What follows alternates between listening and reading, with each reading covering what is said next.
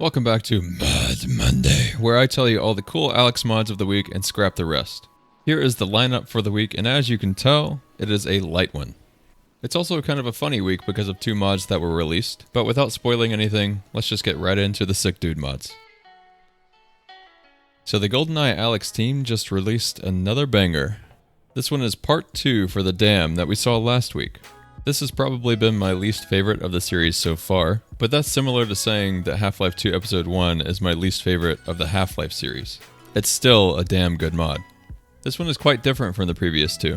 This is a completely open air map. There is no point A to point B, but you do have a beginning and an end. The objective is to activate all 6 terminals to raise the door at the end. With each terminal that you activate, a new wave of enemies is introduced. This creates a very chaotic combat environment.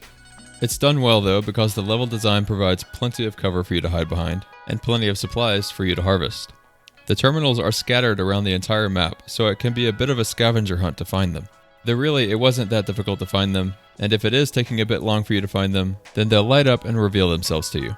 The map does come with music integrated, although it's just Half-Life Alyx music, but it did help to keep it feeling exciting. This is very far from a recreation of an old Goldeneye map, so don't expect to relive your nostalgia in VR here. And one more thing, I almost forgot to mention it because it was so forgettable, I guess. But part 2 comes with the Golden Gun, which essentially just does more damage and sounds different from the normal pistol. I found this to be kind of silly because it either needs a reskin so that it's actually golden or just some better sounds. In my opinion, it sounds really lame at the moment.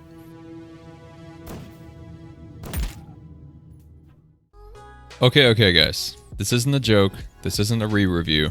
Somebody actually made another Goldeneye facility map.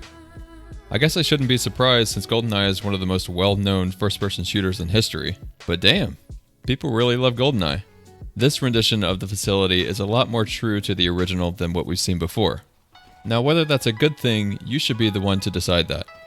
While the Goldeneye Alyx team's version had a lot more flair and polish, and I'll go ahead and say that it was more exciting, this mod's style was a bit more dark and rustic, like the original was.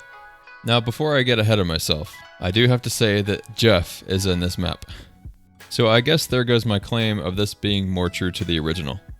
From what I've read on the mods page, it seems like the creator has revoked Jeff now and is replacing him with normal enemies. Apparently Jeff was breaking, but he ran fine on mine and I actually enjoyed having Jeff in there. It made my palms a little sweaty being chased by him while I was also trying to fight Combine.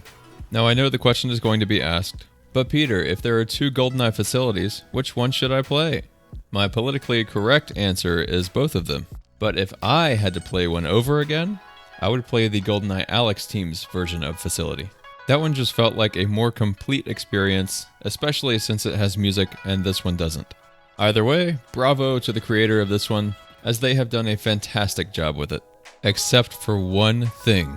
The creator failed to put autosaves in, which is a modding cardinal sin, and therefore I have no choice. Bad mod. Bad mod. Bad shame. Shame on you.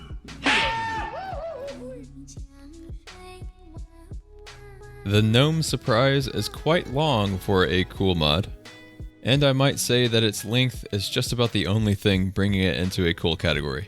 The overall design feels very rushed, and there are several quality defects with the map.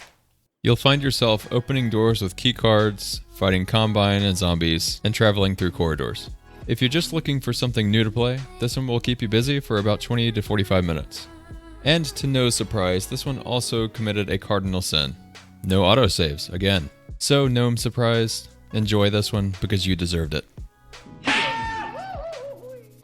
Also, I guess this is a noteworthy mod. It's not really a skin, so I just don't know where to put it. I also don't really like it, and I wouldn't foresee myself using it, so I can't recommend it. But I felt like it was worth mentioning.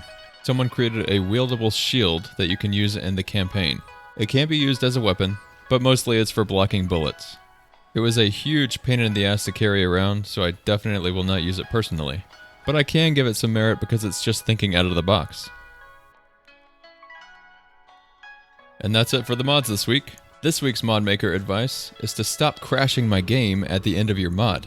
The next most annoying thing to dying with no autosaves backed up is having to back out of Alyx and then reload it and then search through this jumbled list of mods. And you know what? This is so bad that I'm upgrading this to a cardinal sin. My best recommendation for ending a mod is just to make a room with some writing on the wall showing the credits for the mod, and don't do anything. Let the player decide when they are finished, and allow them to go back to the main menu when they want to. Thanks for watching this week's video, and until the next one, we'll be seeing you.